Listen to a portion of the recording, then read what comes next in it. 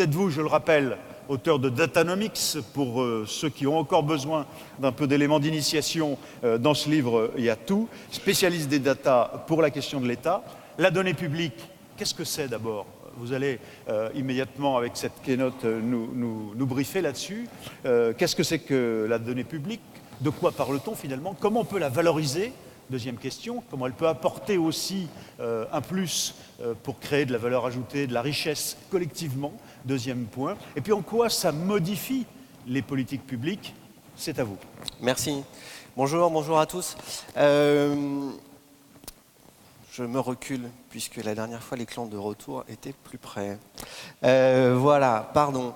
Deuxième intervention, effectivement, j'étais intervenu en première partie de la précédente matinée. On va aborder la question des données publiques comme source de valeur et d'innovation, donc en quelques minutes. Alors, premier point, vous savez, la dernière fois, il a beaucoup été question du RGPD et on en a parlé longuement au cours de cette matinée consacrée aux données à caractère personnel. En disant, finalement, mai 2018, grande échéance ou autre. Alors, ce qui est intéressant, ce qui est même peut-être étonnant, c'est que cette année 2018, il y a non seulement le RGPD en mai, mais il y a aussi la mise en place pleine et entière du principe d'open data par défaut à compter d'octobre 2018, puisqu'on est 2 ans après la promulgation de la loi pour une république numérique. Et alors, par un sens curieux de l'histoire, à quelques mois d'intervalle, en 2018, vont être mis à jour 2 lois qui ont vu jour il y a 40 ans, en 1978, en janvier et en avril. Donc il y avait déjà toujours cet équilibre entre, d'un côté, protéger la vie privée des individus, et de l'autre côté, définir un droit d'en savoir, puisque c'est bien de ça qu'il s'agit quand on parle avant tout de la loi CADA, Commission d'accès aux documents administratifs. Donc ces deux échéances-là. Mais finalement, au-delà de ces 2 échéances, ce qui paraît intéressant, c'est de montrer comment la donnée, elle a évolué, la donnée publique, puisque initialement, et en 1978 c'était particulièrement vrai, la donnée, elle est pensée plutôt comme le support de la relation entre le public et l'administration. D'ailleurs, vous savez que le texte dans lequel on transcrit la loi pour une république numérique, c'est le code des relations entre le public et les administrations. C'est un code qui parle de beaucoup d'autres choses que de données publiques, mais qui s'intéresse vraiment à cette question de ce support, de cette relation entre les deux. Et ce qui est en train de voir le jour, ça ne date pas de ces dernières années, mais c'est un mouvement un petit peu plus long, c'est que la donnée qui était ce support de la relation entre le public et l'administration l'est toujours, mais elle est aussi en train de devenir autre chose. Et cette autre chose, c'est une source de création de valeur d'innovation, de valeur économique, de valeur sociale, dont je vais essayer de vous détailler quelques exemples.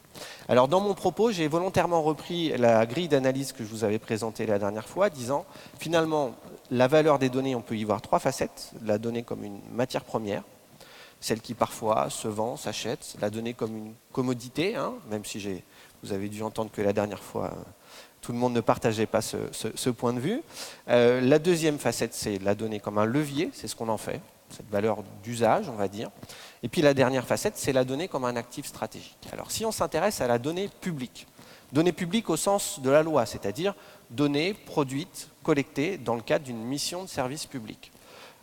Mission de service public, on pense bien sûr à acteurs publics, mais ça peut être aussi, par exemple, Veolia, dans le cadre de la délégation de service public de gestion d'un réseau de transport ou de l'environnement, est aussi concerné par ces dispositions-là.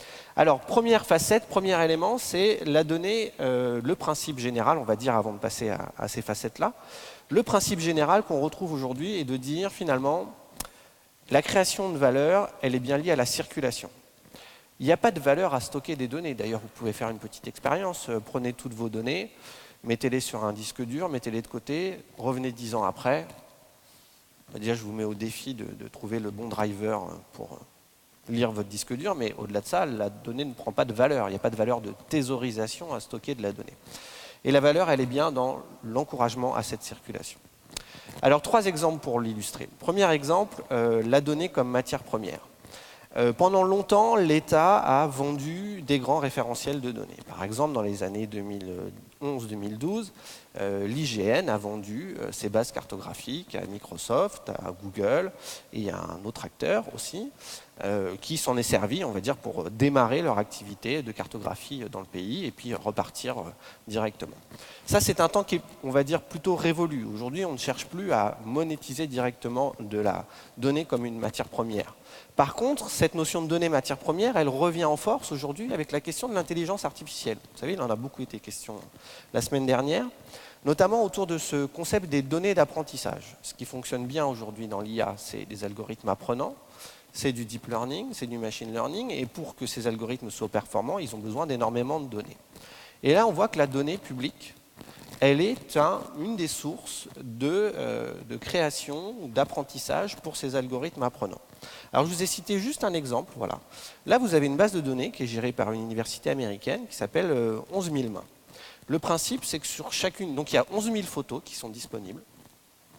Et sur chacune de ces 11 000 photos, on a fait une annotation. C'est-à-dire qu'on a dit, voilà, vous avez une main d'homme, de femme, on a la couleur de la peau, vous voyez qu'il y a différentes couleurs de peau. Il y a un pouce ouvert, fermé, il y a 1 doigt, 2 doigts, 3 doigts, 4 doigts, 5 doigts, je m'arrête là. Et ça, c'est une base de données d'apprentissage qui est disponible en open data et qui va permettre notamment de faire apprendre des algorithmes plutôt dans le domaine de la biométrie. Vous voyez que la donnée matière première, elle reprend tout son sens dans cet exemple-là de données qui permet de nourrir un algorithme qui va apprendre. D'accord ? Et donc ça, c'est l'une des pistes de développement de la politique d'ouverture des données publiques autour de ces données d'apprentissage. Ça, c'est le premier point. Le deuxième point, c'est la question de la donnée comme levier d'innovation.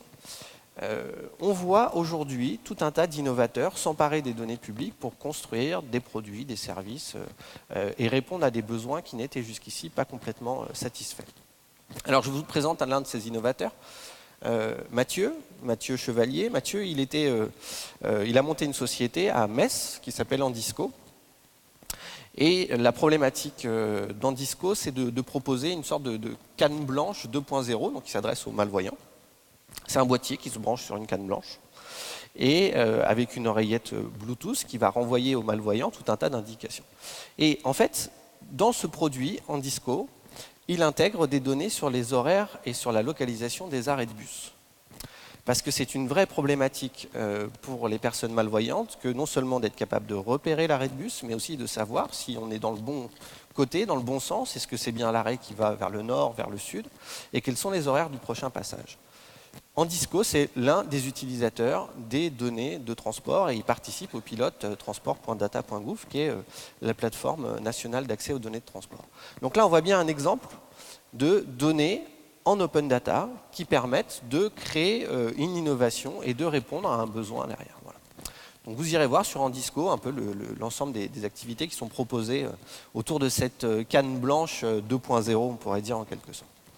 Et puis enfin, la dernière facette de la valeur que nous avions évoquée ensemble, c'est la question de la donnée comme un actif stratégique. Qu'est-ce que ça veut dire, la donnée comme un actif stratégique? C'est la donnée qui donne à celui qui la contrôle, qui la possède, une place majeure dans un écosystème. C'est bien sûr des stratégies de plateforme, mais c'est au-delà de ça. Alors, on a un très bon exemple de données comme actif stratégique dans le domaine de la donnée publique en France, c'est la base Sirène. Donc, je vous ai ressorti un article de la revue Économie et Statistique de 1969, vous voyez, avec une vieille typographie de l'époque, qui annonce la création de ce projet Sirène. Donc aujourd'hui, chaque entité économique, que ce soit des entreprises, des associations employeuses ou qui reçoivent des subventions, même des acteurs publics, ont un numéro SIRET, numéro Sirène, et qui figure dans cette base. Donc dès 1969, on confie à l'INSEE ce projet de créer cette base. Et cette base, elle existe encore aujourd'hui.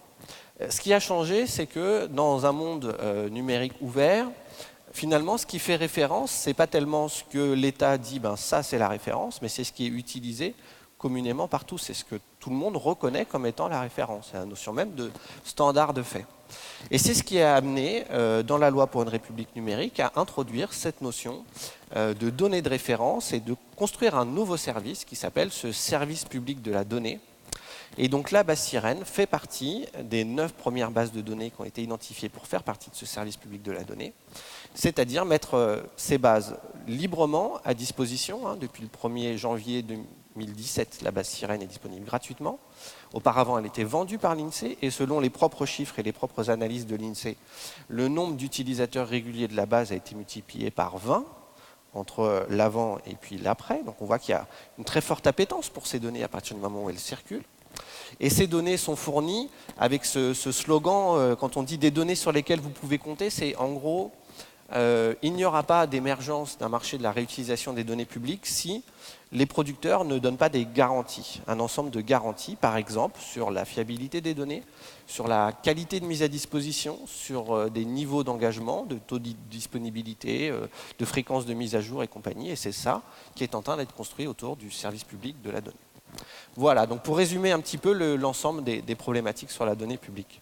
Formidable, parce que c'est très clair d'abord. Merci Simon Je vous en Chignard. prie. Vous avez très bien montré en quoi l'important, c'est la circulation des données. C'est ça qui crée la valeur ajoutée, c'est ça qui permet à tous de s'en emparer, mais s'en emparer pour créer. Évidemment, on aurait pu considérer que dans notre tradition jacobine et protectrice des citoyens, de la part de l'État, tout à fait légitime, pour autant, on soit dans la réserve. Ça a peut-être été un peu le cas, c'est plus du tout le cas aujourd'hui. S'il y a un État, et on peut le dire, et même si on me traite de franchouillard, qui est très en pointe sur cet aspect, c'est bien l'État français. C'est-à-dire que, et notamment à travers Etalab, qui réfléchit, qui produit, mais aussi ce concept d'État plateforme dont on va parler dans un instant. L'idée, c'est quand même l'ouverture le plus possible. En fait, cette tradition jacobine que vous évoquez, je pense qu'elle est aussi quelque part une opportunité. Parce que, par exemple, en matière de santé, avec la base qu'on appelle le système le SNIRAM, on a en France l'une des bases médico-économiques les plus vastes au monde. Donc cette tradition de centralisation, elle a aussi cette... Elle a eu sa vertu. Elle a eu sa vertu. Voilà. Maintenant, la question, c'est comment on peut permettre effectivement de mieux réutiliser ces données-là, avec toujours, bien sûr, le souci de ne pas porter atteinte à des secrets, et le premier d'entre eux étant la vie privée des individus. Et on voit bien ce fil de crête sur lequel l'État français avance, qui est celui à la fois d'ouvrir le plus possible pour la souplesse, la créativité, mais aussi la protection des citoyens dans cet état d'esprit qui est les nôtres et nos valeurs.